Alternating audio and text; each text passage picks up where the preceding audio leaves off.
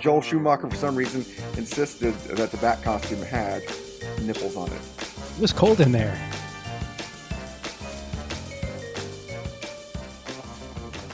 All right, and here we go again with another episode of Comic Books and Cold Ones, the podcast where we get together, have a few brews, chat about some comic books. My name is KMac, and I am here with the defender of darkness, my good buddy Yek. How you doing, Yek? Pretty good there, KMac. Orphan son of billionaires and vengeful, wrathful knight of criminals. I just remembered I was going to introduce you as millionaire playboy philanthropist. That's a better one. Yeah. Well, that's the true you. We don't want to give it away. Well, as always, we're getting ready to drink and talk some comic books, but this is the holiday season, so happy Yuletide to you, KMac. And yeah, happy holidays to you too. So, like everyone out there, I am pumped for this time of the season because the weather's gotten colder, the nights have gotten longer, which spells time to drink some heartier beers, and especially those Christmas beers that you get to try only a few times a year while they're festive and in season, while listening to your favorite carols. And that's what we're excited to do tonight with you tonight, but we're doing it all comic book style. So what are we doing, K-Mac?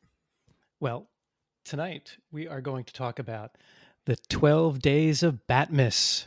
We're going to talk about the Batman cinematic and television universes in the 12 Days of Christmas theme. So this is going to be a lot of fun. So here at Comic Books and Cold Ones, we don't just celebrate regular Christian Christmas, Hebrew Hanukkah, Kwanzaa, or all the other holidays. We also celebrate the one true holiday that everyone should celebrate, Batmas. That is correct. We are going to celebrate that cinematic style, counting down the 12 Days of Christmas, as K-Mac said, but all Batman cinematic style. So the rules on this are, we looked across all the live action TV shows and movies to find the best representations for the 12 Days of Batmas, and we will be singing along, and you guys are welcome to do that. So before we get kicked off here, let's talk about our beers, and then we'll get you introduced into what we consider the Batman cinematic universe to be. That doesn't include all those cartoons, only the live action, and we'll count down all the verses. But I think we should start off with our beers so we can get this going and get our cheer on, just like the Dark Knight did when his mother and father were gunned down after watching a Robin Hood movie. Right, in the snow, wasn't it? In the snow. I think it was around Christmas time, too, if I remember right. It had to be. Yeah. So we could do this podcast. Yes. All right, so you want me to do my beer first? Tell us what you're drinking tonight, K-Mac. All right, so my beer is a local one here to the Tampa Bay area from Big Storm Brewing Company. I had a beer from Big Storm Brewing for our very first podcast, one that Wolverine would not drink. But this one is a Christmas-themed beer, and it's called Dunder Blixum. Ooh. And here's a picture of the can, so you can see it. I see it. Yes. Now, this beer comes in at a good ABV. It is 8.8 ABV. So this is going to be a fun podcast. What kind of beer style is it? Right. So it is a spiced ale. Spiced ale. So yeah, that would go under the holiday or Christmas ale varietal in the beer world, as they say, which has become. It's not a style that American created. There are Belgian Christmas ales. I can't remember their name in French, or like Noel something or the other, but they're quite popular in Europe, and you see them at the stores. I think St. Bernardus makes a giant bottle of it, and Anchor out in California makes a giant bottle. But I, along with you, will be drinking a similar Christmas-style beer, and this is something from down south from me here, but still in Virginia, from Ballad Brewing Company. It is a double bock called Snickerdoodle, which is a bold malt flavors of our classic double bock lager, complemented with the cinnamon and vanilla for a delicious Snickerdoodle cookie treat, just like Grandma used to make. And Snickerdoodles are some of the most popular cookies in my household around Christmas time. I don't know about you, but I think also at Wayne Manor, I bet Alfred could make a mean Snickerdoodle. Oh, you know it. That was probably his specialty. What did yours come in at? Did you say the ABV? ABV is coming in at 8.4%, and it comes in a tall boy format of 16 ounces. At 8%, I think the alcohol levels on these beers are going to put a smile on our face, just like one Batman villain says often to people in a certain movie called The Dark Knight Rises, or The Dark Knight. Sorry out there for all you Joker fans. Yes, But just the Dark we're going Knight. to crack these beers, and then we're going to talk about the different verses of the cinematic world. We're also going to give a shout out to Montreal, Quebec, to our fan out there who listens to the show. I'm sure they're about to enjoy some strong French Canadian beers. You know, Kev, those beers from French Canada, they're much stronger than 8%. They're really high. Are you from Montreal? Oh, pouring it in. Comes in a nice, crispy, malty, caramely color. Decent head. Oh, it smells really good. Yeah, mine is too. Decent head on mine too. It's going to take a minute. While we let those beers rest before sips. So the Batman Cinematic Universe, as we said, live action only is what we're looking at. So that includes TV shows and movies that include the Cape Crusader and or other characters from the Cape Crusader world, which we'll talk about. So the first Batman series in all of live action started back in the 40s when Batman had two serials. Serials for you kids out there were weekly little vignettes shown at movie theaters that you could come and watch for 15 or so minutes and get a story string along. So it's like the Right, first every before we week. had TV. Yes, imagine, think way back, kids. And so we had two serials in what we call the Serial-Verse, Batman in 1943 and Batman and Robin in 1949. Those were followed ultimately by the most iconic, one of the most, I think, in my opinion, the most iconic of Batman's was this what we call the 66 verse or the Dozierverse from the producer who did it online, which he did the Batman TV show with Adam West and Burt Ward, and they also had a Batman movie in 66 that followed up the first season of Batman. Classic, inspired all the other live action Batmans afterwards. Following that, what was the next series? KMac? Well, we had the Burton-Verse after that, the movies directed by Tim Burton, which kind of revolutionized Batman and brought him into the modern era.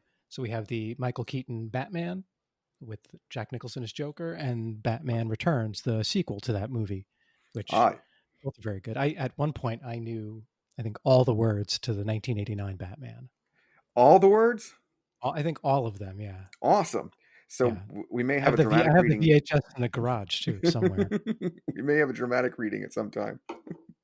And then after those movies, we have what's referred to as the Shumacher-Verse for the movies directed by Joel Schumacher that came after, which are considered kind of Batman 3 and 4, but they're not really. So we have Batman Forever, 1995, and Batman and Robin in 1997. So with the Shumacher-Verse, this is when you get Val Kilmer and George Clooney being Batman. I also call this the Nipple-Verse.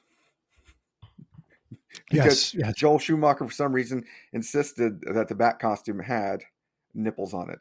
It was cold in there. He could cut glass. Oh, yeah. That's good But stuff. they brought back, whereas the Burton-Verse was very dark and dank, like Tim Burton's mind when he tells stories, with some rays of sunshine here and whimsical humor. The Schumacher-Verse was all really super 90s, but campy, bringing back a lot of the camp from the 66, but with a lot of 90s tinfoil and neon. And neon, yeah, lots of neon. We call it the Neon-Verse. Yes. And then, yes, like KMac said, following the debacle that was Batman and Robin in 1997 that made no money, and I think I fell asleep at the movie theater watching it, if I remember right. I don't think I've seen that entire movie, to be honest. I remember bits and pieces of it, but I don't think I saw the whole thing. Arnold Schwarzenegger as Mr. Freeze. Right. Uma Thurman as Poison Ivy. Alicia Silverstone as Batgirl. How much more 90s can you get than Alicia Silverstone as Batgirl? Yeah. Ugh. After that, we move into something more modern again, where Christopher Nolan in the Nolan-Verse essentially asks, what would it be like if Batman was in the real world? So that comprises the movies Batman Begins in 2005, The Dark Knight in 2008, and The Dark Knight Rises in 2012. You have Christian Bale as Batman in those, facing off against a string of other villains, which we'll get to, at some point in this show. We'll talk about most of them. So when Batman was in the real world for Batman Begins and The Dark Knight, those were both filmed in Chicago when I was living there, and I would frequently see messed up Gotham PD cars driving down the back of trailer trucks going through after the Joker messed things up. Yeah, those Gotham PD, they can't seem to do it themselves. Not very good at keeping the streets safe. No. And following the Nolan-Verse, which are critical hits and everybody loved them, and we'll talk more about them as we get into the countdowns of the days of Christmas. We have what's now coming out and ongoing, which is the Snyder-Verse, which are all the new Batman and Justice League movies and Suicide Squad movies coming out. So we had Batman v Superman, Dawn of Justice in 2016, which had Batman in it, Suicide Squad, which Batman makes a cameo in 2016, and we have Justice League 2017, which he also headlines that movie, where we have Batfleck in this verse. Ben Affleck plays Batman. It's the Batfleck. It's the Schneider/Whedon-verse, right? Because Joss Whedon finished off Justice League. This is unfortunately, correct. I guess. Yeah. It's amazing that Avengers could be so good, but they're re-releasing the Snyder cut of Justice League. I heard that on HBO Max, right? Yeah. It's going to be 10 hours long. Yeah, and it's going to be that long because there's so much slow motion throwing things. The Flash is so slow. He's a one-trick pony. Yes.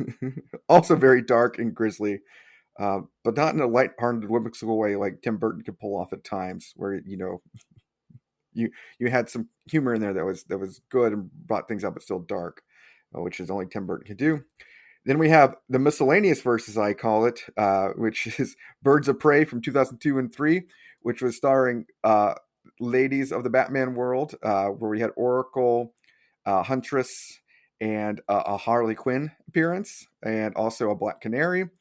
1 year on the CW, back when Dawson's Creek was huge. Buffy and Angel, they tried to sneak this one in there, and I did watch these episodes when they came on, and they make allusions to Batman, and some characters appear in there that we'll be talking about. There's Titans now on DC Universe app, and also now going to HBO Max now that HBO Max has got all of these starting this season. We also have Pennyworth, which appears on Epics, which I'm going to dig into here and watch some of that. But these are all not coordinated as much. And then we also have Gotham, which has finished its run on Fox from 2014 to 2019, which had lots of Batman characters in the early years of Batman's mythos going on. Yeah. Have you watched Gotham? I watched the first half of the first season. It's just too long. I don't know. I got other things I got to do. I can't watch 25 episodes of Gotham every season. It started out really good, and I really enjoyed it. I thought the characters are well. I like the guy who plays Commissioner Gordon. Well, he was in the OC, and he moved he moved from there to the hard Gotham. Right. He's just a kid who has no place to go. I know. And he winds up in Gotham as the detective with nothing else to do. He's also in The Dark Knight Rises as a Gotham patrol officer. Well, that's where he got inspired to move to Gotham. He's already working in Gotham, and he got inspired to go to another universe's Gotham. And he took the identity of Commissioner Gordon and just got his own show. That's how it works. Transferred universes.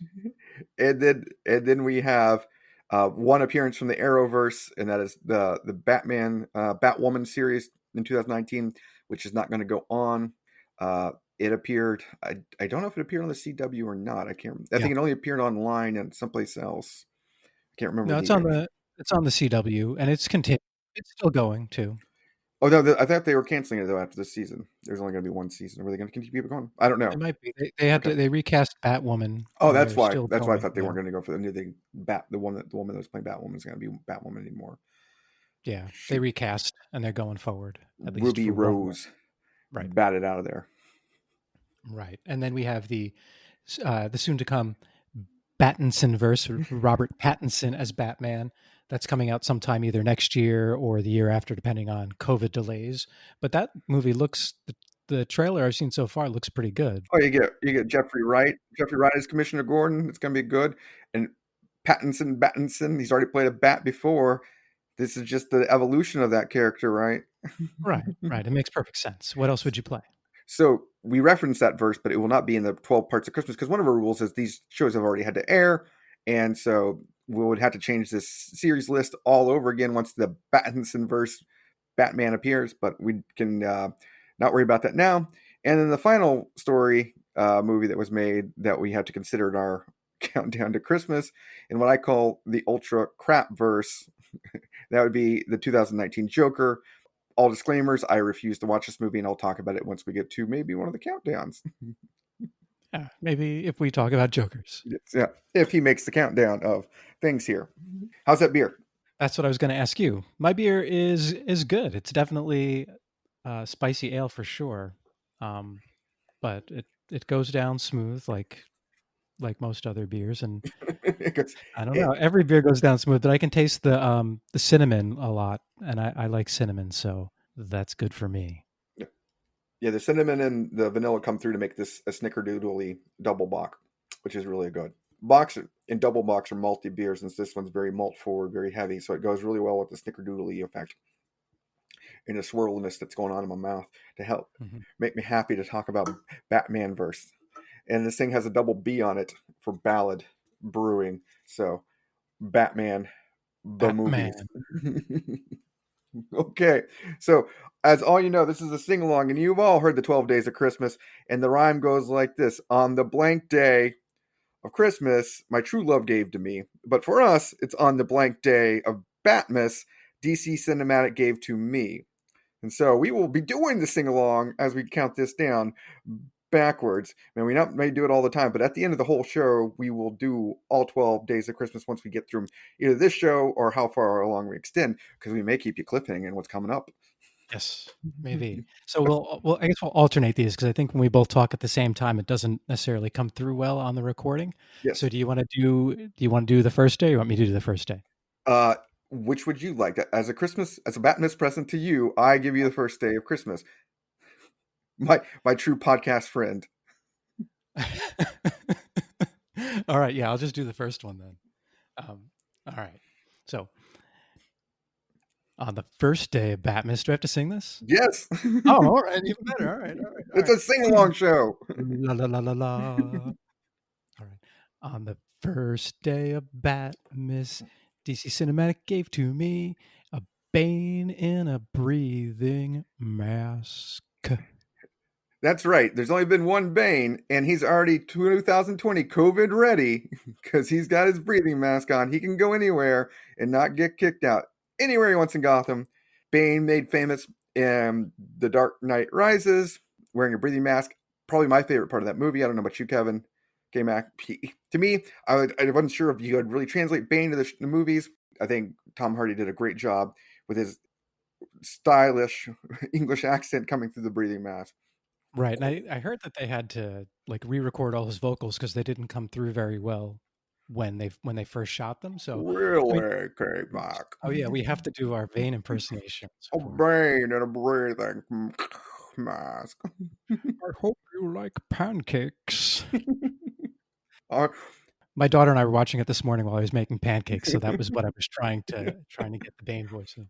I hope you like Christmas carols. Christmas carols. Yeah. No, I really liked his performance. I thought it was good, and I thought they did a good job in that movie making Bane just a really fearsome character. Like people were afraid of him just because of who he was and his reputation, when really all you had to do was punch him in the mouth. Punch him in the breather mask. So of the three Nolan-Verse movies, Dark Knight Rises, I think, falls on its face. I can't really watch it again. It wasn't that good. The other characters overall, I don't think were that great in that movie, and we'll talk more about them maybe as we count down these Carol. But Tom Hardy really, I think, came through as Bane really well. And if you haven't seen, the reason he got this part is he did a little English movie called Bronson, where he plays like this notorious English criminal who was like, he's not really an awful man, but he's a social misfit, and he's just ripped and jacked. And he actually in the movie he made a living like fighting dogs. Like he would send pit bulls after him and he'd fight them. Wow. I figured he got this part because almost everyone in this movie was also in Inception that Christopher Nolan directed as well. So this movie's almost like Inception 2.5, or Inception was Dark Knight 2.5. True, true. Well, I think physically he looks the same as Bane. Like they Right. had when they went like, well, can he look like Bane? Because Tom Hardy's not that big of a guy, and they're like, well, look at him in this movie, and he's just jacked up. So I think he can pull off Bane. Yeah, he did a great job, and I, this was probably, I guess it probably was the weakest of the three. I liked it though. For some reason, this is the movie I think I've seen the most out of the three of them, just because I find that it's on TV more. But the more I've seen it, the more I liked it. So I don't dislike it as much as you. I guess I've had trouble watching Batman Begins for a second time. I also have issues with it. The first two were filmed in Chicago. This one was filmed in Pittsburgh, and Pittsburgh's Oh not well, I Gotham. didn't. Yeah, I didn't know that. Pittsburgh's not Gotham. That changes everything. Yeah, and you have Hines Ward running in a earthquake shattered Gotham Stadium. Right, that was a little odd. So the one thing I would change about that movie is I would shorten it a little bit. It just seems to go on forever. Yeah, that's part of the biggest reason. Yeah, yeah. But overall, Tom Hardy comes through and makes our list here for the cinematic, and we don't have to rate him because he's the only Bane. Is the best Bane. He's the best Bane by far. I am the best Bane. Number one. Yes, number one Bane. I am a partridge in a pear tree. Okay, Very good. ready for me to sing the second chorus? The second. Yes, have at it. On the second day of Batmas, DC Cinematic gave to me two faces and a Bane in a breathing mask. Oh, we have to go back through? Awesome. Yes, All right. I'm on board. I'm on board. it's a countdown. It's a sing along. See, okay, and so for the listeners out there, like you might not know this if you listened to any of these before, but we kind of wing this. Just letting you know. Not scripted. On live. So two faces, which is I will confess the reason I came up with this podcast topic and the reason we're doing this sing along is because I was trying to think of ideas and I heard in my head two faces and I was like, oh, that's so good because it's two turtle doves and I was like two faces. That's perfect. The So universe was calling out to yes. you. Then everything else just got filled in. So we've had two Faces appear in the Batman cinematic world. We've had Tommy Lee Jones in Batman Forever 1995 and Aaron Eckhart in The Dark Knight 2008. Yes. So honestly, I haven't seen Batman Forever in forever, but I remember. So in college, that movie was on the Student Government Movie Channel almost daily. So think I have seen it about 15 times, but it's been about 20 years since I've seen it. I just remember Tommy Lee Jones's Two-Face just almost being the Riddler's henchman in this movie. Like Yeah, it started out where he was Batman's main foe, and he and Batman had been going back and forth and round for years. And then the Riddler joins in, and he just kind of becomes the Riddler's sidekick in this movie almost. and you get the Two-Face being the creator of Dick Grayson, Robin, because he kills the Graysons. The Flying Graysons. Yes, he kills them. And so that's a little bit of retcon to make it the cinematic to get a reason to get Chris O'Donnell to be the Robin. He does wear the stylish Two-Face outfits like you see in the comic books, unlike Aaron Eckhart, who doesn't. So they do go with the original origin story of Two-Face getting acid in the face in the courtroom to become Two-Face from Sal Maroni while he's testifying and going nuts. And then, Batman not being able to help him. And so that's the reason he goes nuts against Batman. But we do get that weird retcon. Aaron Eckhart, as we all know, plays Harvey Dent. He's running to run the city, becomes the district attorney. And how does he get his face burned off again? He is being held captive by Joker and Joker's henchmen, and he's trying to escape because he and, oh goodness, what's the woman's name? Maggie Gyllenhaal's character. Rachel right? Dawes. Rachel Dawes, that's right. They're both being held captive in different places. And they're engaged, aren't they? Well, they're engaged, like, in that moment she accepts. Well, because they can talk to each other on the phone. And he's trying to escape, knocks his chair over, knocks a barrel of acid over, or not, oil over. So he has oil on his face, and Batman gets him out. Petroleum. Yeah, Batman gets him out. The place blows up, and flames. on the side of his face, burn his face. Oh, But evenly, nice and evenly, right down the middle. well, the petroleum, it doesn't. It's not known to, cover things and get grease everywhere. That's how petroleum does. It's very, very, very stays in one place. So when they crash an oil tanker in the ocean, it's really easy to pick up all the oil because it stays in one place. Right. Doesn't, Science. That's doesn't science. spread out anywhere. Doesn't Right there. lap and stick to everything immediately. So, and Aaron Eckhart's Two-Face character was more of like a subplot to Joker's plan in this movie. He wasn't really his own character. His character didn't really have its own driving force. He was really just driven by, the rage of Rachel Dawes dying and the Joker kind of twisting that knife in him and telling him, he needs to go get revenge on all the people that caused Rachel to die, even though it really was the Joker. Yeah. And he doesn't really become that much of a villain against Batman, does he? No, all he does is kidnap Commissioner Gordon's kids Yeah. and his wife, and Batman has to go rescue them. So he really isn't hunting Batman. He's hunting dirty cops. Yeah. Dirty cops. If we had to choose, Well, I think we have to flip a coin. I do believe that is the case. If we're going to settle this in true, and I will say both of them do have a two-headed coin, which is the telltale of Two-Face in the comic books. So that does come through. But I like those snazzy suits a lot on Tommy Lee Jones. And he already had kind of a rough kind of face.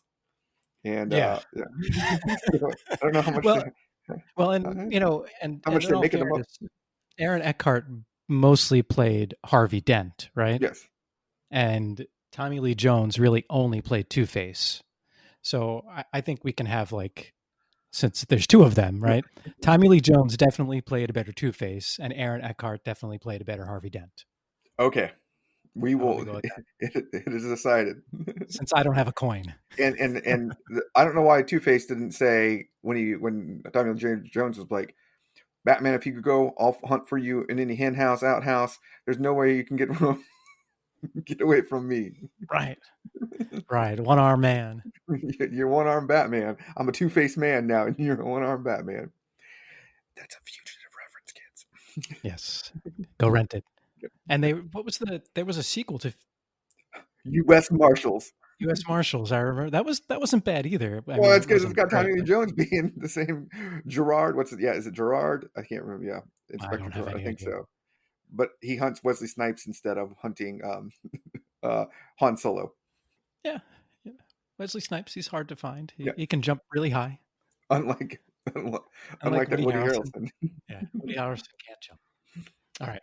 So we've gotten through 2 days, and then the cinematic's given us some things. What's it going to do for us for the third day? All right. Well, on the third day of Batmas, DC Cinematic gave to me 3 Gotham Penguins, 2 Two-Faces, and a Bane in a breathing mask. Awesome. Yes, there we go. So just to let you know, for the third day of the regular Christmas, they give 3 French hens, but we get 3 Gotham Penguins, which is just working out really great. Yeah, so far so good. Yeah, so now we have 3 people that have played the Penguin in the TV shows. We've had Burgess Meredith in the original Batman 66 verse, Danny DeVito in Batman Returns in 92, and Robin Lord Taylor in the Gotham TV series. Now, it's hard to beat Burgess Meredith. I think, hands down to me, his whacking, whack, whack. Yeah. It's just amazing. And the fact that he goes on to play, Mick. But yeah, if for those people haven't seen it, I think Burgess Meredith wears the costume just like he appeared in the classic Batman comic books. He looks like the Penguin. He whacks like the Penguin. He has an umbrella with all the caper umbrellas. Right. He has a long prosthetic nose. Yes. He has I don't remember what it's called, but the cigarette in the long the cigarette holder. Yeah. The cigarette holder. Yeah. So I rewatched. We happen to have on DVD the '66 Batman movie, so I rewatched that. And Penguin. So for anyone who hasn't seen that movie, it was supposed to come out and launch the TV series, but the TV series is actually already ongoing. and then they released the movie, or they recorded and released the movie after that. And the premise of the movie is that Batman's worst enemies team up with each other against Batman. So you have Penguin, Joker, Riddler, Catwoman, played by Lee Merriweather, who team up against Batman and Robin. But it seems like the Penguin is the primary villain in this movie because, first off, one of their bases of operations is Penguin submarine, which has a penguin face on it and flippers and a periscope with a penguin head on it. It's the best. He does not disappoint. Yes, and he also has flying umbrellas. They look like wicked witches flying on these flying umbrellas. It's great. It's great. And all his henchmen are pirates, of course. Oh yeah, our second person to play Mr. Cobblepot is Danny DeVito in the Batman Returns, the Burton-Verse. He plays a very dark version of the Penguin, who actually morphologically is like a penguin. Right, he's like half penguin. He has penguin flippers Yeah, for he's a fingers. malformed child, and they exile him. He's born to the rich Cobblepot family. He goes to the circus. He eats a bag of fish, Yeah. a bucket of fish. He lives with Right. penguins in the sewers. Yes, he lives, which is amazing. And he teams up with one Christopher Walken running for mayor. Oh, yes, yes. Which is amazing. Max Shrek. And he also has a flying umbrella, He which does. is really good. I mean, Doesn't he have laser penguins too? Don't oh yeah, he gets laser penguins, rocket penguins. He gets all the penguins, which is amazing that Burton went there. So that was the salute from Tim to the 66 verse, doing the over the top, villainy with live action penguins being the instruments of destruction. Yeah, it was a very, very interesting choice. But I guess unless other than that, you just have to make him a gangster, right? And the first Batman, the the first Burton Batman, Joker was essentially a gangster. So I guess you couldn't make that movie twice. Yep. And what else do you do with the Penguin? You probably should have used a different villain. You probably should use the Riddler or something in Batman Returns. That's always we have the big four: Joker, Riddler, Penguin, and Catwoman. Those are the big four, right? Because they're all in the 66 movie too. That's the ones that are there. So you had to use those. And Penguin, I could see how Burton would be like. He's kind of a dark, brooding character. He's an oddball. And Danny DeVito, let's face it, Danny DeVito was probably the heir apparent to Burgess Meredith, and turns like a character like that that he's a character actor that could pull it off and make you believe that in a real life criminal penguin.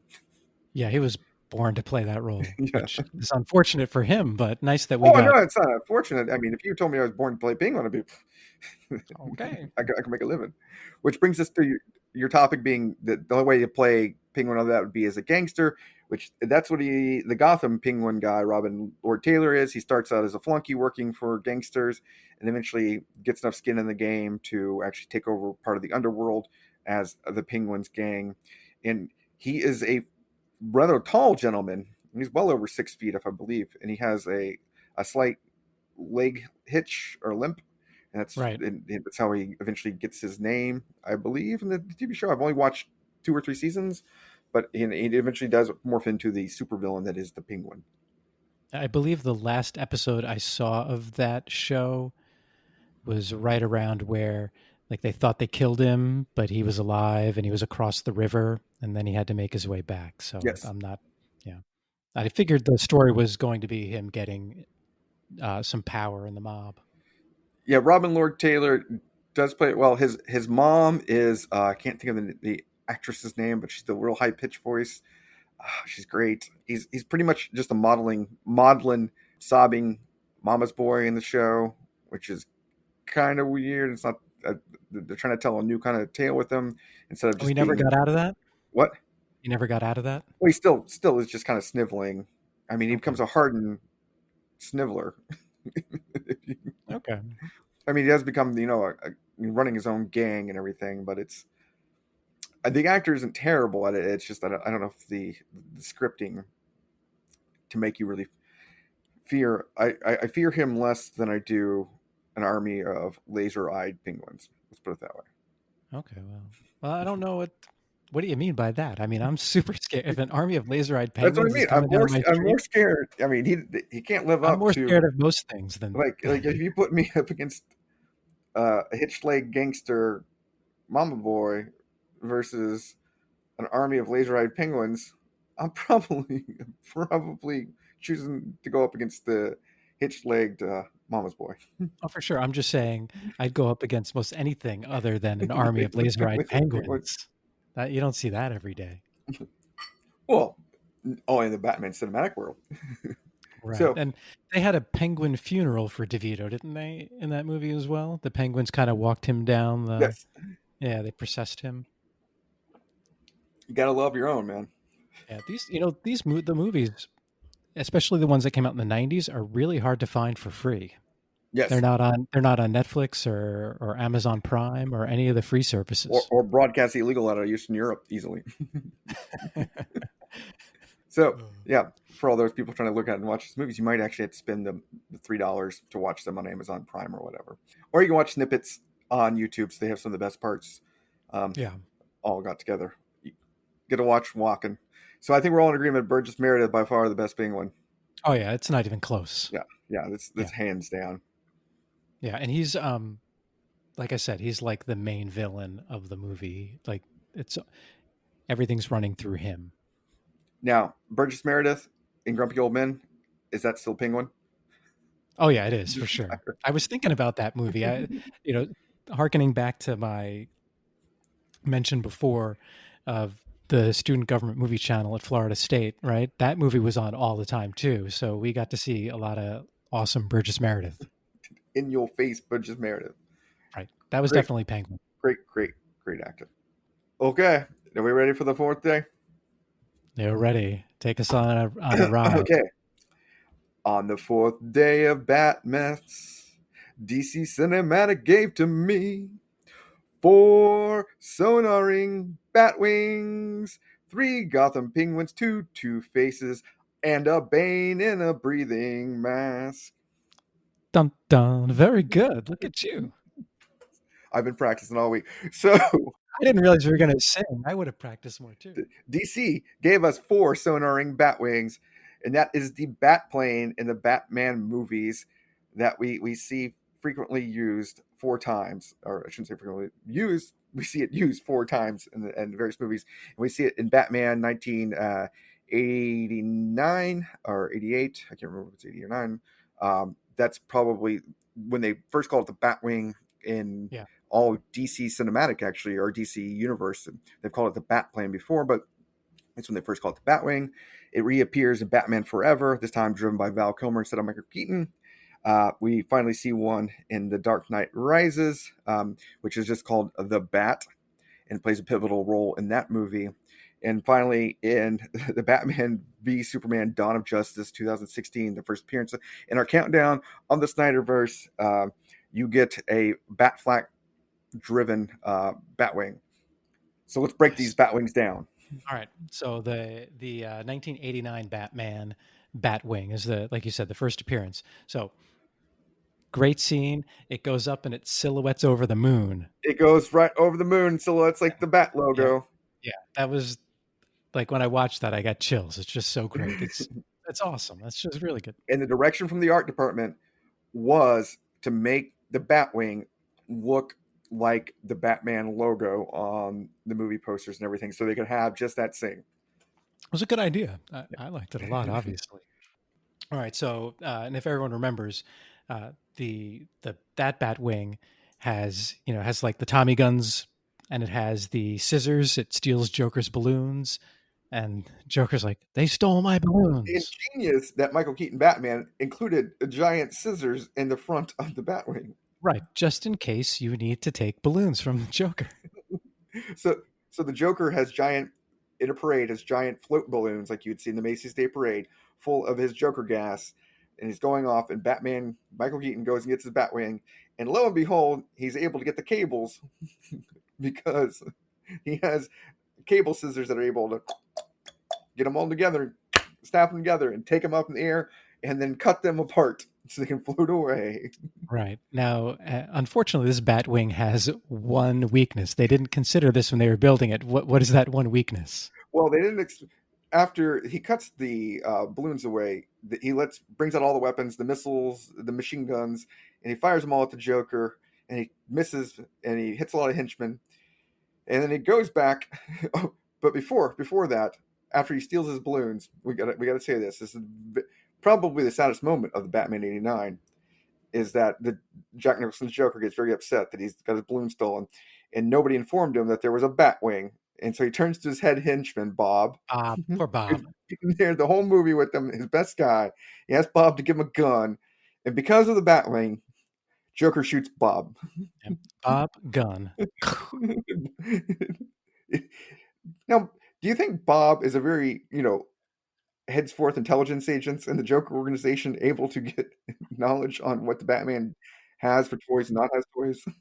Right before that, he grabbed him by the shoulders and he said, "You are my number one guy." You don't want to be Joker's number one guy. That's for Not sure. when he comes out with the Batwing. Number one blame.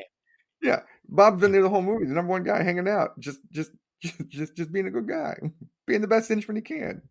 Right. Takes it to the gut. But so after Batman tries to shoot Joker, he survives. They come back around with the plane again, and of course Joker has something down his pants, I should say, not up his sleeve, down his pants, and he pulls out the longest revolver you've ever seen and shoots one bullet at Takes down the Batman Batwing.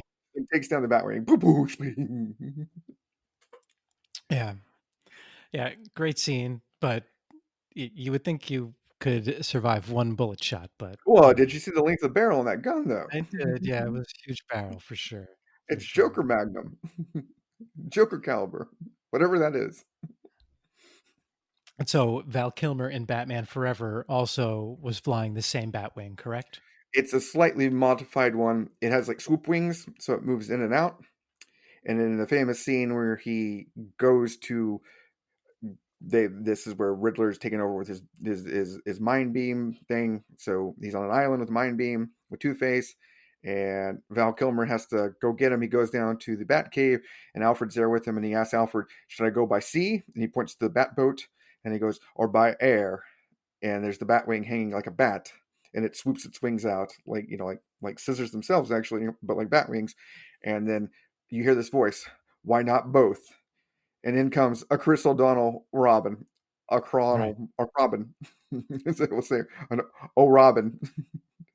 He says, "Why not do both?" And so Robin takes the bat boat, and Val Kilmer takes the Batwing, and an ode to the going up to the moon bat symbol. Commissioner Gordon's on the roof with the bat signal out, hoping Batman will come save the day.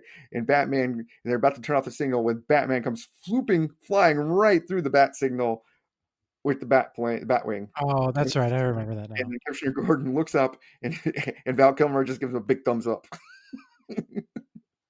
Like you can see him from there. And Great. Commissioner Gordon gets really excited. Fun fact: Commissioner Gordon in all the Burton and Shumacher-Verse is the Chief O'Hara from the '66 movies. Really? Yeah, Same guy? yeah, he plays Commissioner Gordon in all four movies, and he was in the '66. He was deputy, Commissioner Gordon's right hand man, Sergeant O'Hara.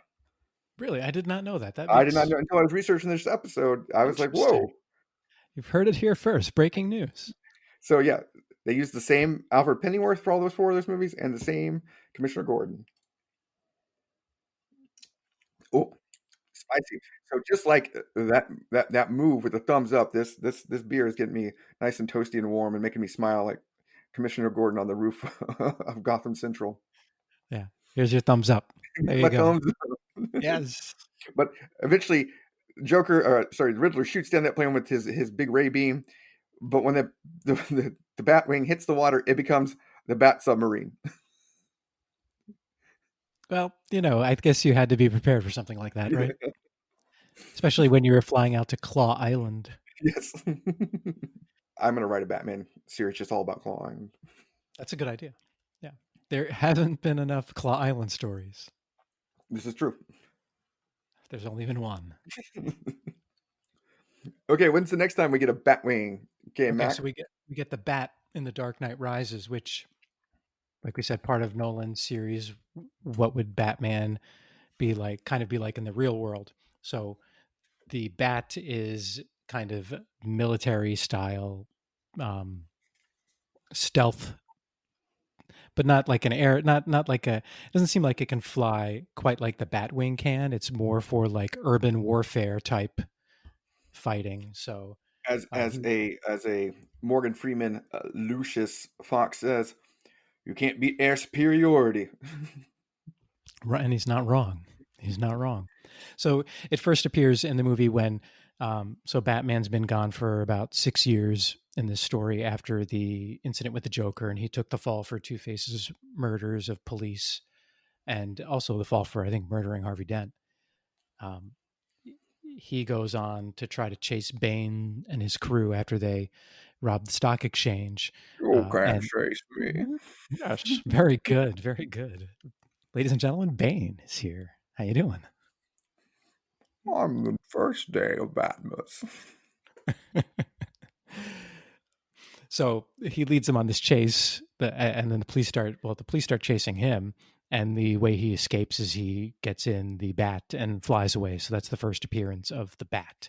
It's used throughout the story, but primarily it's used to take the bomb that Bane has been threatening the city with for several months out to sea, and the bomb explodes, maybe killing Batman.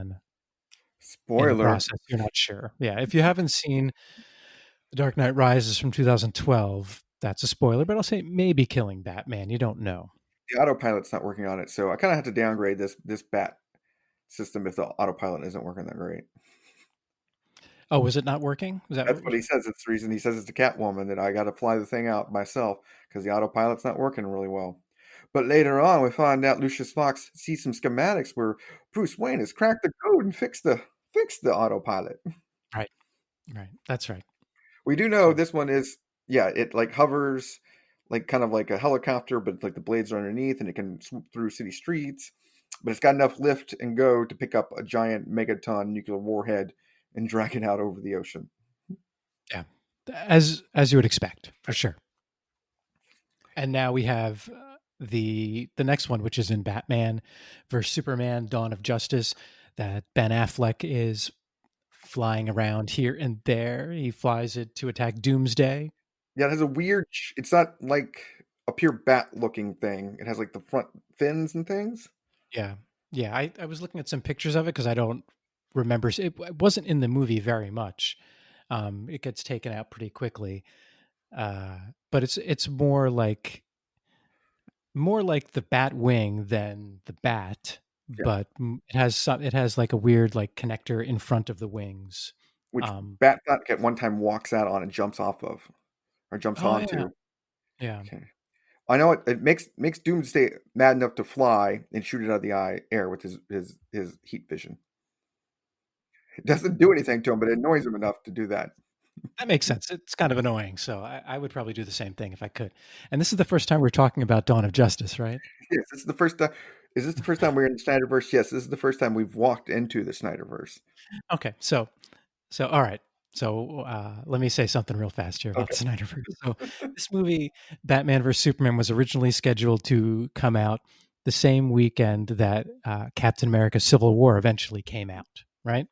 So when you think about like tiers of superheroes, right? You have Superman and Batman, right? Like two of the probably top five most popular superheroes of all time. And then you have Captain America, who's also popular, but for a long time was like a he was like a top Marvel character, but kind of bordering on the second tier, right?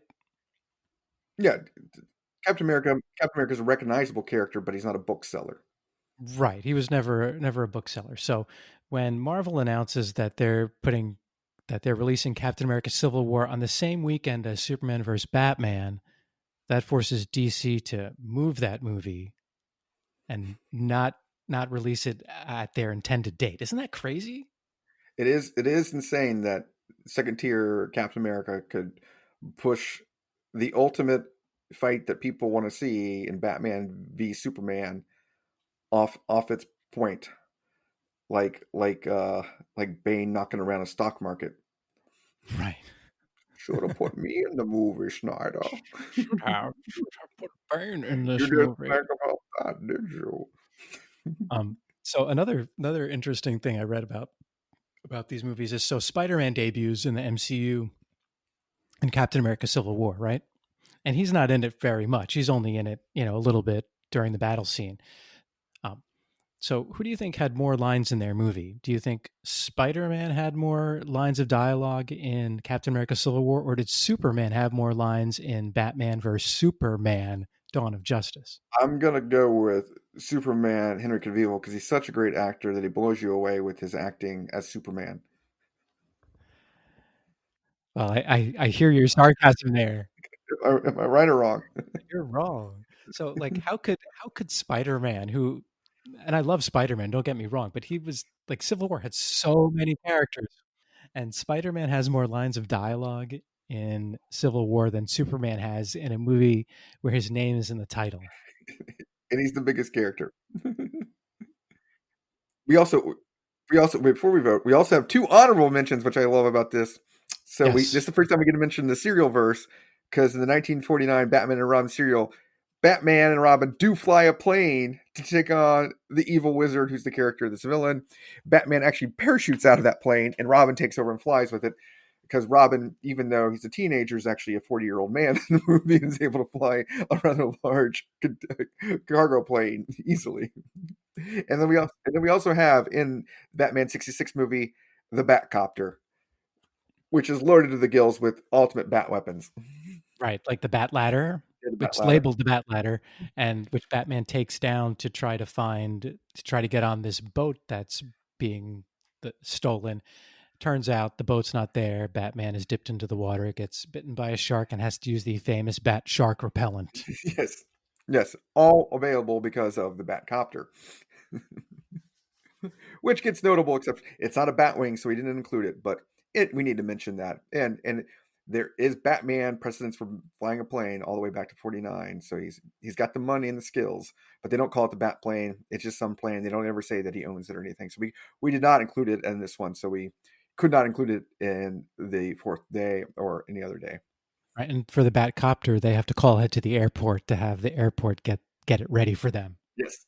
which is the best because okay, so who had that built? Who had that commissioned? Right? I want to build this helicopter and have it stored at the airport. Put all these bat logos all over it. Well, who's buying this? Oh, I can't tell you who I am. Right? Okay. Anyway, that's the problem with every superhero. And just also, since we didn't do it, on the fourth day of the regular Christmas Carol, it's four calling birds.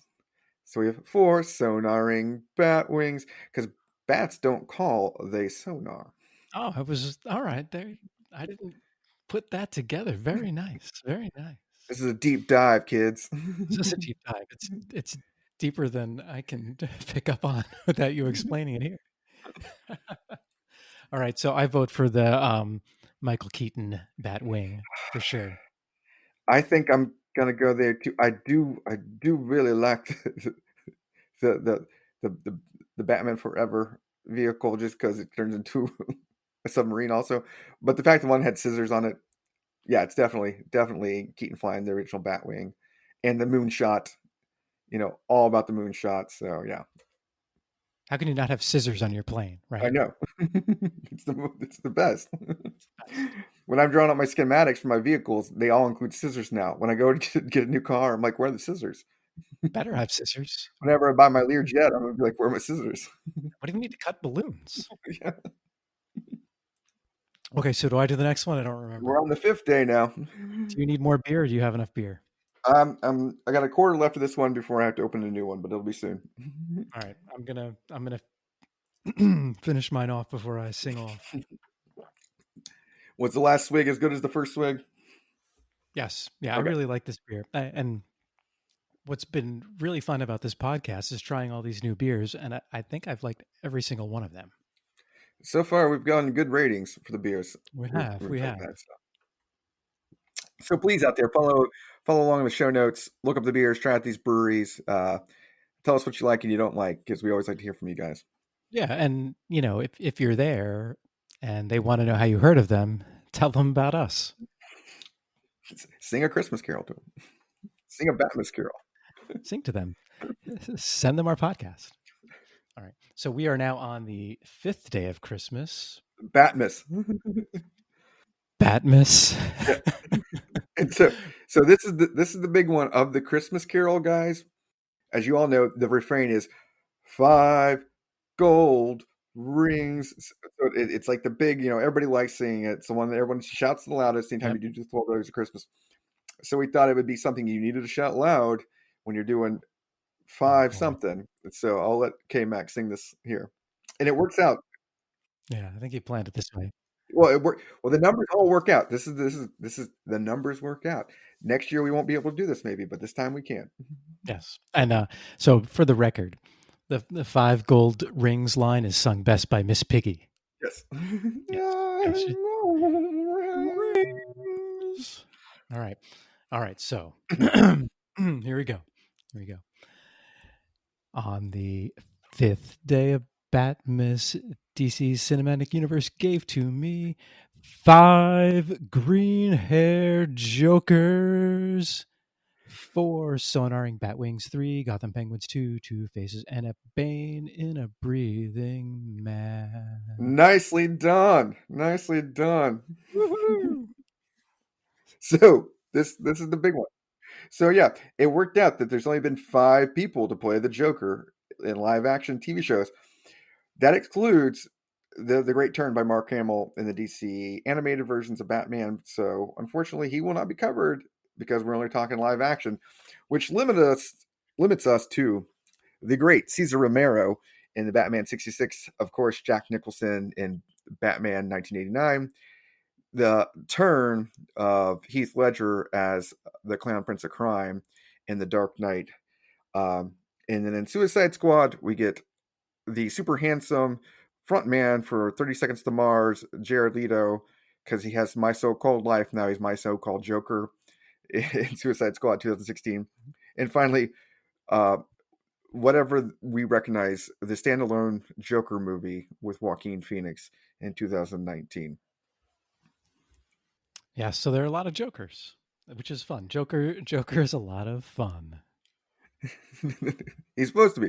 So let's kick it off with Cesar Romero, the Latin heartthrob from the 60s and 50s, who takes a turn as the Joker, green hair, white faced, still keeps his mustache. Right, that's what I was going to say. They paint right over the guy's mustache. It's crazy.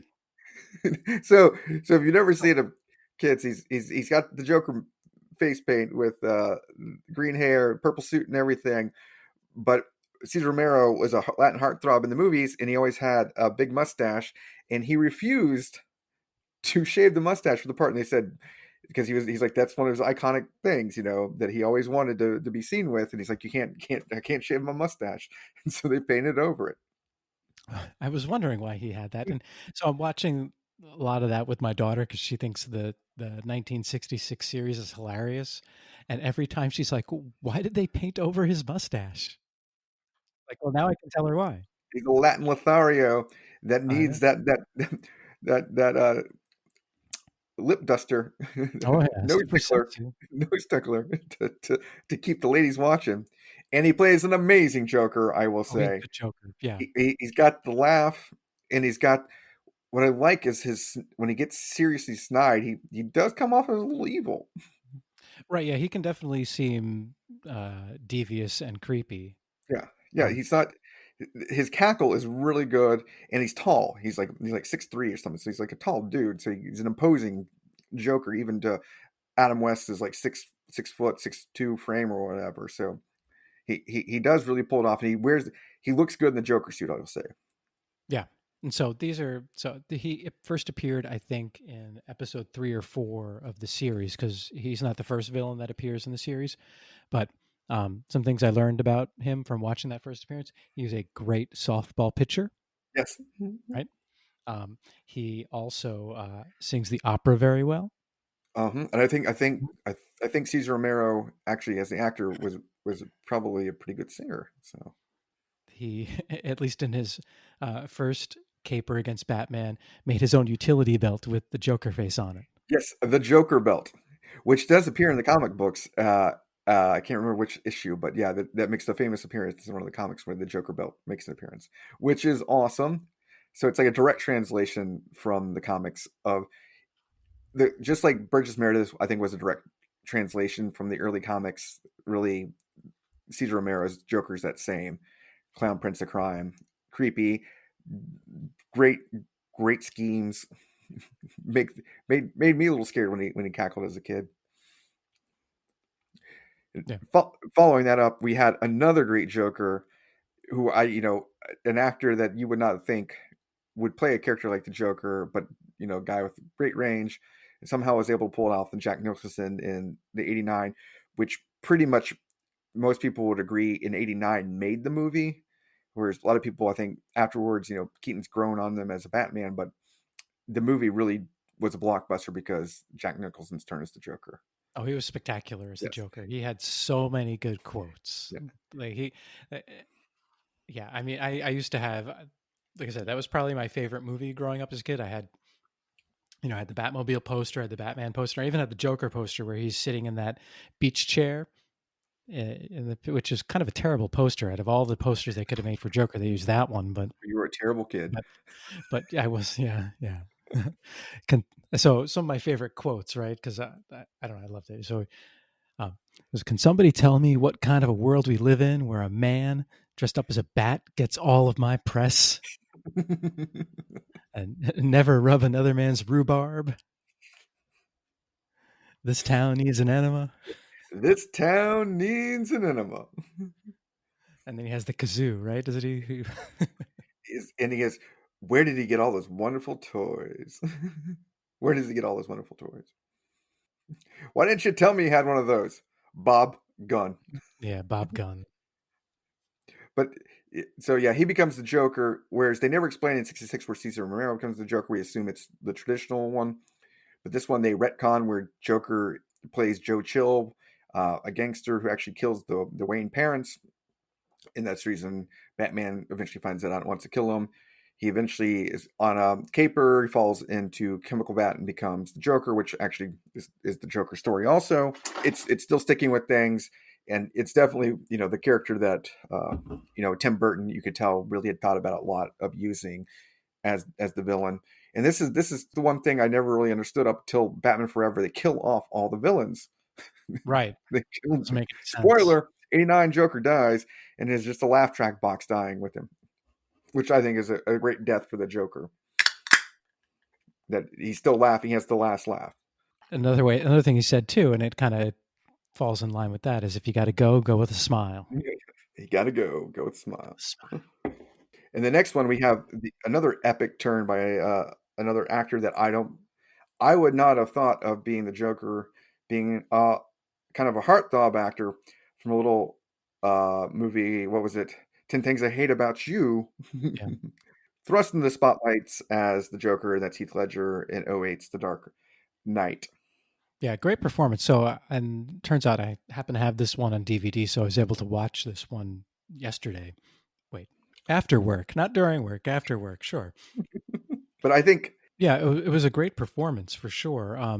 If you like your Joker to be extra creepy and super unpredictable, like he did a great job of playing someone who really made you uncomfortable, and I thought it was really good performance. unlike the previous two, he plays up the maniacal part better with the uncontrolled twitches he has, and the kind of licking the lips and the gasping and those things. And he brings along a lot of the Nicholson aspects with making it even more maniacal and crazy. But he's even more devious, jokery. He doesn't just want to take over the world. As Alfred said, what does Alfred say about him?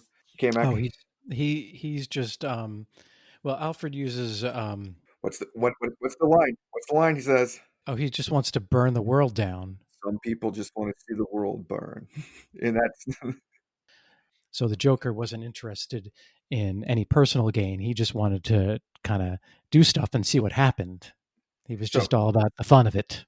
this opens me up for my exposition on what the Joker is before we get to the last two Jokers. Where the last two Jokers get it wrong. Joker, anybody can write a story about a maniacal guy that kills people and is crazy. There's a whole genre of movies. They're called horror movies. There's a whole series of them. and you don't watch those for the killer. They're schlock. Some people do, but that's it's more the terror. You see it for the terror. You don't make that lead guy. You don't make Freddy Krueger the lead story. You're telling it through the eyes of somebody else because it's boring otherwise. The whole point of the Joker is the Joker exists because of the Batman. He's not in a vacuum. You know, the Batman. The irony part is the Batman, the hero, isn't wearing the gold cape. He's not wearing a shiny shield. He's not doing this.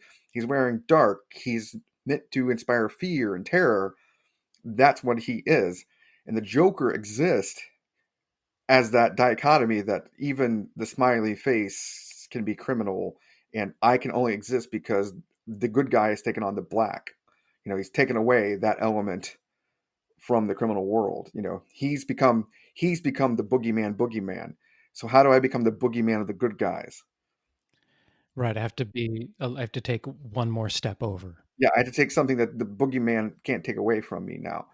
Whereas in the final ones, we get Jared Leto in Suicide Squad in 2016 as the gangster Joker, which is inspired by some of the DC animation versus characters, where they play him up as an English kind of Cockney criminal, and Jared Leto plays him up very much as kind of a rap gangster kind of idea of a street lord villain.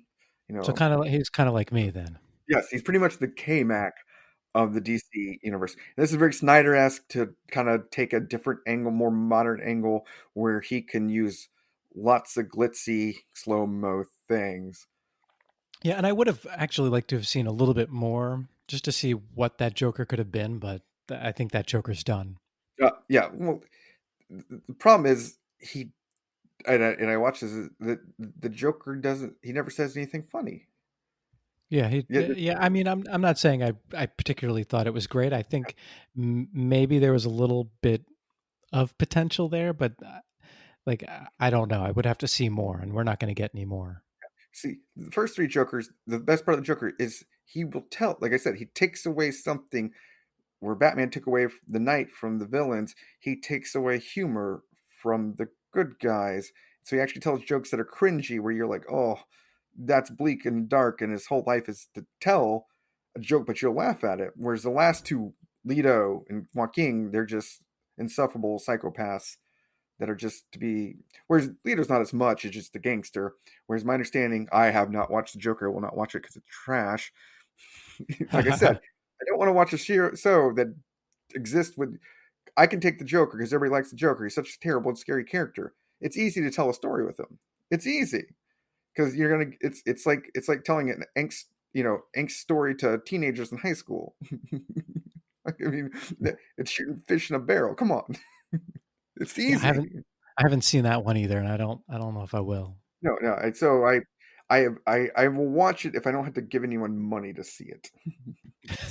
Yeah, I'll probably do that too. So let me hook around a little bit. So here you're talking about how they took the humor away, right? When I saw The Dark Knight in the theaters, the first time Joker meets all the gangsters and he does the trick about making the pencil disappear where he Yeah, stabs it in the table and pushes the guy's head through it, I laughed out loud in the theater. I think I was the only one in the theater to do that. exactly. It's cringy, but you're going to because that's the whole point. Is if if anyone's read the Long Halloween Batman series, I know not a lot of people like it. I really like it. I've read it. Batman. Next Halloween, buddy. The reason we get these characters, we get the villains is because Batman creates this need for them, and that's the Joker's like the ultimate response to that, and that's my interpretation of it. Right. So No, that's right. I think that's right because Batman has pushed them so far that the only thing they can do is go to the next level. They can't just be regular criminals anymore. They have to up their game or they don't have a chance. And that's kind of the point of the Dark Knight movie as well, is that they push the criminals to the point of desperation where they then had to rely on someone like the Joker to get them out of the situation that they're in with Batman. and once again, my understanding is in the Joker, he's just nibbling his mama's boy. Ah, really? Yeah, and he blames spoilers. He blames Bruce Wayne or Thomas Wayne for creating him because his mom says Thomas Wayne's his dad, and he goes to him and he says no, and he sees Bruce Wayne at some point, and Alfred shoos him away. But a movie directed by Todd Phillips, who directed great movies like Road Trip, The Hangover. this Oh, is really? yes, this is his big introduction, like a big boy serious movie, and he got lots of Academy Award nominations. And I just don't. When I saw it come out and I heard the story, it's like no, no. Didn't Joaquin Phoenix win an Academy Award for this I or don't no? know. I don't I don't remember. really. I don't pay much attention to the Academy Awards, but the fact that he got like a lot of nominations for it, and it's a standalone that wasn't supposed to be part of things, and and you're trying to tell a story about the Joker from a different angle, which if you wanted to tell that story, you tell the Killing Joke, right? Right. Where they humanize the Joker to the best they can. I mean, I think what DC Cinematic is doing now, they're telling mostly standalone stories. I don't think they're going the one United Universe way anymore, since it's kind of failed them before. so that's my big rant, kids, against if you want to see a horror movie, go watch a horror movie. If you want to see a Joker movie, it better have something to deal really with the Batman in it. Yeah, I mean, it doesn't. Yeah, I agree. I don't think it makes sense otherwise. And now, so tell me about Senator Patrick Leahy. Okay, so the other option we had, To segue, the other option we had, so an honorable mention. So as you notice, we have to do the 5 countdowns. You have to do the countdowns, and this one on 5. So I'm looking for things that are 5, and it happened to work out that, of course, Joker, the biggest Batman villain, only 5 people have played him in the cinematic world, live action. Another person has appeared in in 5 Batman movies, and that is the senior senator from the great state of Vermont, Patrick Leahy, who has appeared in 5 Batman movies. the '90s movies, I'm guessing. He appeared in a couple of the '90s movies and then the Nolan movies. Really? All right, Yes. interesting. Supposedly huge Batman fan. I guess this is where being a senator is good, is you get to appear. I think he's in 2 of the Nolan ones, and then Batman v Superman, or maybe Justice League. I got to look it up again, but it's Sweet. there's a list of strange cameos from Batman movies, and it was in the list. I was like 5 appearances by Patrick Leahy, Senator. Yeah, that's kind of different, right? All right, You but I think mean, if I'm a senator, like I would call MCU and say, "Hey, Kevin Feige, let me appear in some of these movies. If you got some, scenes in Congress, I'm your man." Do you think he's on the Warner Brothers uh, group chat when they're talking Oh, for DC sure. movies? Is there a Batman movie? Batman movie? Recess. I gotta go do my Batman appearance. Yeah. All right, who you got as your favorite Joker? So this was a tough one. We know who it wasn't. I'm gonna do in reverse order. So everybody thinks Jared Leto was the worst Joker. Kids, it's Joaquin Phoenix. Won't watch that dog crap. Jared Leto is the second worst Joker. I'm on board with you so far. I am not going to go Heath Ledger. I enjoyed Heath Ledger's turn. So it was the big toss up between Cesar Romero and Jack Nicholson. And I ultimately came down on Cesar Romero because I like the fact that he is the living impersonation or personification of the comic book character in all the forms of the Joker belt, the laugh, everything. But it's so close. I get it. I get it. I'm gonna have to go with Jack Nicholson just because it harkens so much back to my childhood. That movie was really so important to me because I was kind of into comic books, and that movie came out, and then after that movie, I got really into comic books. Although I didn't really buy a lot of Batman, which is kind of strange thinking back, but mostly Spider Man and X Men after that. Probably because the Batman books weren't very good, but um, so with this, as a preview for this podcast, I'll post a picture of my Batman movie special, which I have with the Michael Keaton Batman and Joker on the cover. But just for nostalgic purposes, I would have to say, mine is Jack Nicholson. With obviously, I really liked Heath Ledger in The Dark Knight, and I really do like Cesar Romero in the Batman series. But just for like I said, for nostalgia, like that was just so great. It was spectacular to go see that movie. I went. That was I don't know. That movie just meant a lot to me. It was That was, it was the first of our ages that the first real comic book movie came out. yeah, it was post all those Superman movies. Superman movies that were younger than weren't we weren't like that age to really being all the way into comics yet. Yeah, And yeah, this was really it. And it was a good take on Batman. It wasn't, you know, wasn't too campy. Yeah, yeah, good take on the actual comic. And actually, and the movie influenced the comic books a lot, which was pretty impressive. Like, and I think it was helpful too at that yeah, point to influence the comics a lot. it jump started them a lot, even. Yeah, Okay, and I think this will be our last verse for this podcast, kids. I think it Um, will be. and I will be just singing it down here. And so we're on the sixth day here. Well, I'll So have to jump in for five. Doesn't everyone jump in for the five? yep, yep. All right. So me. Oh, here we go. On the sixth day of Batmas, DC Cinematic gave to me six Robins a holy smoking, five Five green green hair jokers. jokers, four Sunring Batwings, three Gotham Penguins, two Two Faces, and a Bane in a breathing mask. Well done, my friend. Well done. So six Robins a holy smoking. So that gives it away. We are This one's complicated. so to compare it with the actual lyric, just so you know how we're doing it, is six geese a laying. So we're still with the birds and they're laying, but robins don't lay anything. They are holy smokings because They that's sure what Bert do. that's what Burt Ward did as 66 Batman. But we've had six Robin characters. Six people play Robin. We've had Douglas Croft in the Batman 43 serial, Johnny Duncan in the Batman and Robin 49 serial, Burt Ward in 66, Chris O'Donnell in Batman Forever, Batman and Robin, and finally Joseph Gordon, not finally, but Joseph Gordon-Levitt as Blake in Dark Knight Rises, who we find out his real name's Robin. And then finally we have the newest entry in, this is our first into the miscellaneous verse, the Brenton Thwaites in Titans, the DC show, DCU show. Sweet. So That's a lot of robins. I will kick it off because I have watched all the 43 serial, and I will say Douglas Croft doesn't really add whole lot of things. It didn't have a lot of lines as much as the later 49 Robin. He does have a sweet scene where he goes on top of some stairs and jumps on two villains, two henchmen, which is pretty good, and avoids a radium ray gun.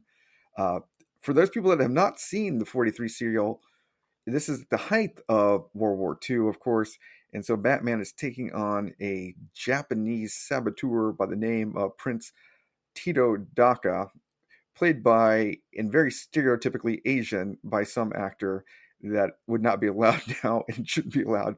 As I explained to KMac earlier for the show, is it's so racist that he doesn't even get the race right. He plays it pretty much as what they would say, like the Charlie Chan Chinese characters from the 40s and 30s movies, but he's supposed to be Japanese. And so they're so stereotypical they don't even get their racism right. It's so bad. Well, kudos to you for watching that. I didn't get to watch that. They are worth watching. They're on YouTube. You can watch them, and it it it. Here's the thing about the 43 serial: they did invent the Batcave that later became in the comics. It appears first Oh, in the 43 serial before coming to the comics.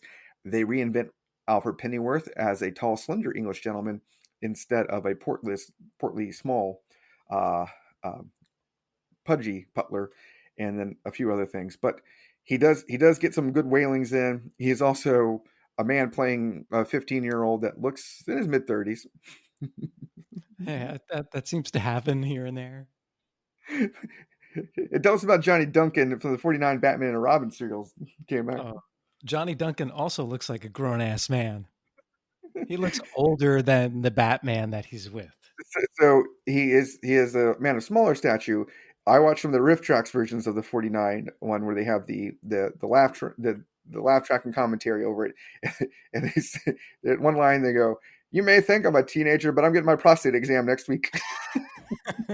That sounds about right. Also, like so if you've seen this is kind of a callback to, you know, kind of reveals our age, maybe, but you've seen Charles in Charge, right? Of our days and Yes. of our lives. Yeah. So Charles in Charge had this character named Buddy Lembeck. So Johnny Duncan looks exactly like Buddy Lembeck. He looks like that character. He might as well be his father. Interesting thing, both Douglas Croft and Johnny Duncan have curly hair, which I don't know where that came for the Robin, like in the call sheet. Like it doesn't appear in the comics, and they're both like lighter haired. So like these are black and white serials. So I think they're probably redheaded or blonde, not Probably. dark haired. Dick Grayson's is. Johnny Duncan's Robin, pretty much like he's just a one punch Robin, one punch and he's down. But he does a lot of ducking and diving. So, It's in some and he good gets, things, though, I would say. yeah, yeah, he's definitely a fighter. Like these guys, and I think you told me the 43 does it the same. These guys just come in with fist of fury. They don't have any gadgets. They just come in and start wailing on people. They're brawlers. They're brawlers to the end. And this Robin gets to drive the Batmobile, gets to fly the plane, gets to do some of the hijinks, helps in the crime lab. So in the Batcave, Yeah. they do get a crime lab. He has a sweet suit too. He wears a sweet like suit jacket. And he's pretty broad too. He's like he's like twice as broad as Yeah, Batman. he's only like 5'4". Comes in at 5'4" because he's shorter than Vicky Vale in the 49. You know, and he's not the tallest man, but he gets in there and gets his mix up. My favorite part about the 49, so the 43, the Bat Cave is pretty sparse. They do some science there, but not much. But it's pretty much just a cave with like little bats flying around, and they menace the henchmen with some of the bats at one time. But Mhm. they develop it more in the 49, where the Bat Cave actually has some science equipment and file cabinets. Yes. Oh, the file cabinet actually has they call it their rogues gallery. The top shelf of the file cabinets includes the Rogues Gallery, where Batman has to refer to the Rogues Gallery one time. The second shelf contains the costumes. Ah, all right, that makes sense. When they need to change, they pull both costumes out there. So, if anyone's seen any of the comics or any of the movies or anything, we know the Batcave is full of life-size mannequins wearing the costumes, both as a museum kind of piece as well as to be able to be put on. No, 49, totally in the file cabinet, second drawer underneath the Rogues Gallery. Get my costume. Nicely folded up. Damn it, Robin. Get Alfred on that. Yeah. All right. So next is Burt Ward from the 1966 series. The classic Burt And Ward. yeah, the classic Burt Ward. Everyone knows Burt Ward, the holy whatever Batman, Robin, and Burt Ward is great. So here are some. I have here a list. I'm at 66batmania.com just to give credit, which has a list, I think, of all of his holy Batmans. So some of the funnier ones I found were Holy Uncanny Photographic Mental Processes, Holy Oil Factory, Holy Hieroglyphics, Holy Sudden Incapacitation, Holy One Track Bat Computer Mind. Ready? Holy Priceless Collection of Etruscan Snoods. Nicely Right? done. Holy Interplanetary Yardstick. So and that's pretty much what Burt Ward as Robin is famous for those holy things. I also like Burt Ward's stunt double, whereas Burt Ward was a young man in his 20s. I think they got maybe Johnny Duncan and Douglas Croft to come back as a stunt double because you can't tell Adam West's stunt double versus Batman, but you can tell Burt Ward's because he has a bigger nose, he's a broader dude, and he also throws some haymakers. But you can definitely tell when they go with stunt double Burt Ward. In the DVD, they have some interviews with Burt Ward, and he said he had a stunt double, but he had to do a lot of the stunts himself because his stunt double was always having tea with Adam West. And Burt Ward partially got the part because he was like a gymnast or an acrobat or something. Also, if I remember right, he was able to do some of those things. And when I watched they made a behind the scenes movie about the Batman in the early 2000s or whatever, and that they kind of told the story of with like new actors telling the story of Batman and how it became to be and whatever. And one of the big things is like Burt Ward was like this good wholesome kid, and Adam West was like, "You're a big popular star now," and so there's like scenes where they're just like getting panties thrown at them, and Oh, Jesus. Burt Ward taking full advantage of the the Roaring '60s as as the Boy Wonder. Right. There's this scene in one of the Batman episodes that we watched. I think it was the first, either the first Joker or the first Cat one, where they're driving the Batmobile down the road, and they park in front of a museum, and there's a group of girls that are screaming, "Oh my goodness, it's the Boy Wonder!" Kind of like he's the Beatles. So all three of these guys wore some tidy leggings and and speedo-y kind of things to be the Boy Wonder. Right. Now, one other thing about Dick Ward's Robin is that no matter Ward. what, he could. What did I say, Dick Ward? Dick Ward. Oh, Burt Grayson. well, all right. Dick Grayson, Burt Burt Grayson. Ward, Burt Grayson. That beer's pretty good. By the way, the beer is really good. You were going to finish your thought there? I'm going to finish my thought there. Yeah. So, regardless of what riddle they get from the Riddler, Burt Ward's Robin can always solve it like that. It's like instantaneous. So, one of the riddles was what weighs 6 ounces, sits in a tree, and is very dangerous. I don't know. It's a sparrow with a machine gun. Yeah, And he that's got right. it right away. He got it right away. What? But it's great. It's great. It's the best. He's not old enough to drive a car because in the movie, Bruce Wayne had to go on a date with Miss Kitka from Russia, and they had to have Alfred drive the Batmobile. And Alfred wore a mask with his glasses over it, driving the Batmobile, while Burt Ward's Dick Grayson sat in the passenger seat and had to watch him on a closed circuit TV. If we ever get to, say, an Alfred Pennyworth in this countdown, I can't remember if it's 43 or 49, but Alfred does dress up as the Batman one time and evoke some Pennyworth pain. But that's for later. He's that in 66 also? I swear he does. Yeah, that's something for later. The next Robin we get is the boy of the time, coming off his big Son of a Woman appearance, Hollywood heartthrob, Chris O'Donnell from Batman Forever and Batman and Robin. NCIS Gotham City. Yes, big cod piece to Dick Grayson, Chris O'Donnell. Although I remember watching the Batman Forever, and he has the scene where he steals the Batmobile when he first goes to live with Bruce Wayne, and he's driving around, and he has in a thick accent. He turns to some ladies who are on the street who turn out to be the ladies from In Vogue, the scene group. He goes, "Hey, ladies, what, you want to take a ride in my love machine?" And I remember as a kid, I rolled laughing at that line. And I watched it again today, and I still rolled laughing because Chris O'Donnell saying the love machine is too good. But he is a super acrobat and baton, staff wielding. He does an okay turn. He does have one holy rusted metal when they arrive on the island. And as an ode, he goes, "Holy rusted metal, Batman." And Val Kilmer goes, "What?" And he goes, "Silence made of holy rusted metal." I remember that too. Yeah. So, like I said before, I haven't seen that movie in a while. But Chris O'Donnell overall kind of as a Robin. I mean, right. He was cashing the check. Other than the love machine, they should have explored the love machine part more. Right. They should have done a whole movie on that, maybe. And so he progressed into Batman and Robin, which, like we talked about before, I don't think I've seen that whole movie. I'm still sleeping in that movie. Yeah, you're still wake up. So, and then in The Dark Knight Rises, we have Joseph Gordon-Levitt, who plays similarly a heavy heartthrob young actor coming up, also from Inception. Right, Inception. Like I said, Dark Knight Rises is the sequel to Inception. They're all dreaming.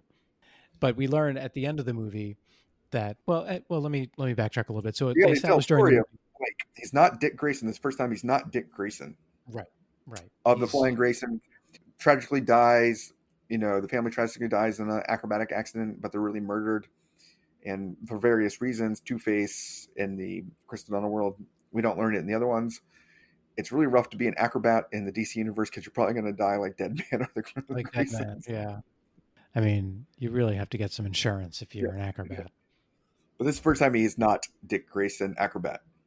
Yeah, his mother died when he was young. His father, I think, was a gambler, and he was murdered. So he went to live in Bruce Wayne's Wayne Foundation orphanages, which eventually lost their funding, but he became a police officer. Eventually, he became a detective.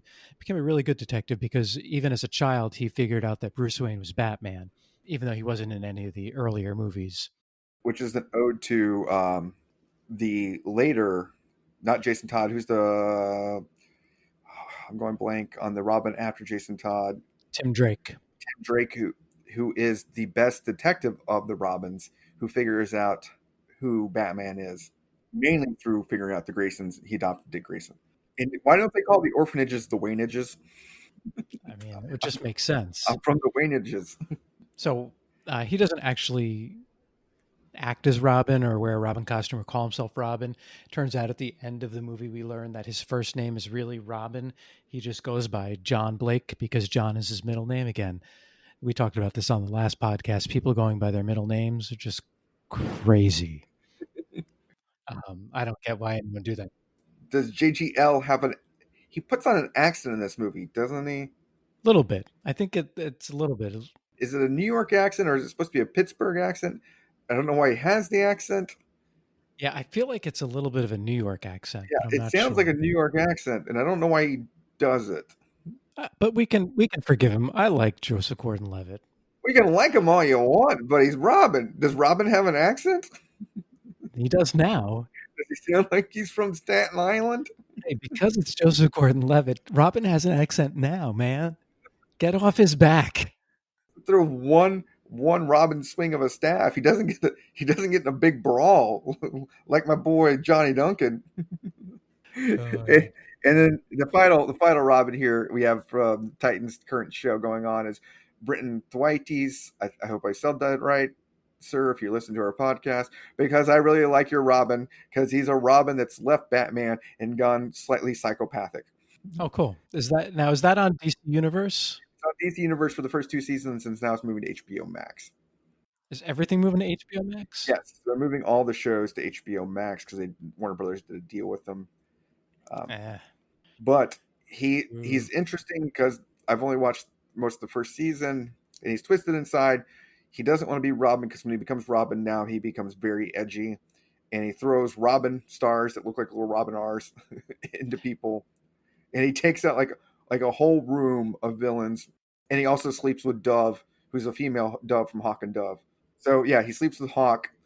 Hawk and Dove are a couple, and like they team up in a big fight, and they like in a flashback, and you get another flashback where Robin and Dove are getting it on, and Hawk finds out, and he's not so much happy with it. So Hawk and Dove are in that show too? Well, they make an appearance. They I won't spoil their appearance, but the best part is Hawk is played by a guy that plays the former Aquaman that appeared in Smallville. Oh, okay. I know who that Who guy is. not the one that got the Aquaman TV show who played Green Arrow in Smallville, but the Aquaman that appeared in Smallville as Aquaman, who went on to play Thad in Blue Mountain State. Okay. If So, if you never watched Blue Mountain State, you'll be like, oh, that guy. yeah, I have no idea. So let me ask Oh, you another you've got to question. watch Blue Mountain State. Who is this Robin? So he is Dick Grayson, Dick all Grayson, the all right. Flying Graysons, family murdered, finds out Batman adopts him. You don't see Batman until like season 2 or 3, the retired Batman, my understanding. But yeah, Okay. he is, and he's on edge, and he drives a Porsche, and he does steal the Porsche like Chris O'Donnell did from Wayne Manor when he first gets there. Interesting. So they keep that alive, where he's a thief also. But yeah, but he can't when he gets to be Robin, he can't control himself, and he's now a detective in Detroit, sort of like Blake. In a rough city, he becomes a cop, leaves Wayne Manor, and then he has a run in with a young girl who turns out to be Raven Oh, okay. from, Cool. from Titans, and that's what kicks off the series. Is he's trying to protect her from the bad people that are trying to get her. Okay. That might be So something worth checking out. I'll have to look at that. it's worth watching. It once again DC. It goes just like the movies, edgy and dark, whereas there's no light side like the Marvel, no light side like Flash or the Arrowverse. Which is weird that the Marvel TV shows go really dark, whereas the movies don't go dark, and the Arrowverse isn't dark, very dark at all, whereas the movies are like super dark because the Snyderverse, and it isn't. They got to get that right. Like the Marvel TV shows, they're just not that good. Yeah, except Daredevil, but Well, no, Daredevil and those things, but they're yeah. they're not. They're more Netflix than. All right, so my vote for my favorite Robin is obviously going to be Burt Ward. I don't think it's even close. Oh, it comes down to between Johnny Duncan and Burt Ward for me. Because Johnny Well, Duncan's a bruiser, a brawler, curly hair, crazy man. so my problem with Johnny Duncan, like he looks older than Batman. Robin's not older than Batman. Well, at one point when they're at the diner and Johnny Duncan's like, no, I got an AARP discount on this food. Yeah, I know. That's what I'm saying. He's old as hell. The best is like when Vicky Vale lords over him. It's like, God, you're an old man. I do like that Vicky Vale's in that.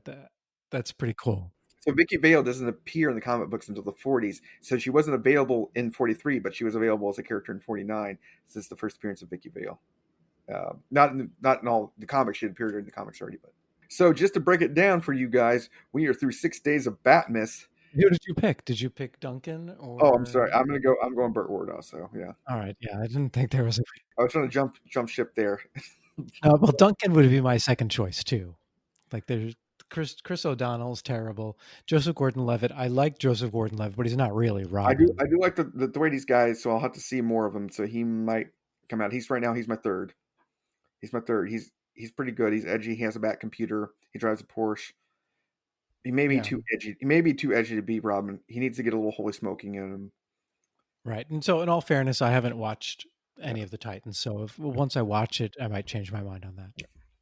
Yeah, but here's my ratings. I will go Ward, Duncan, Thwaites, Croft, O'Donnell, Levitt. Okay.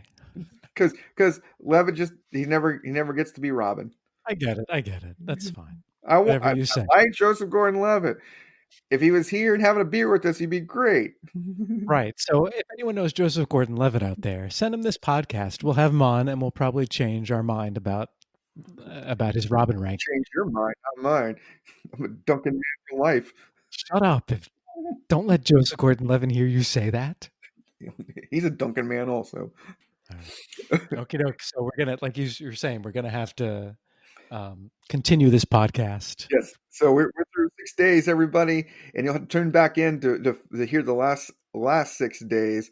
But we'll do the full carol eventually, and we'll post this on the podcast. And you can sing it to all your friends, and it'll be amazing. But let's get some beer ratings here first. So how would you rate? Tell us your beer name again, and then tell us your rating. It is Ballad Brewing out of Dansville, Virginia.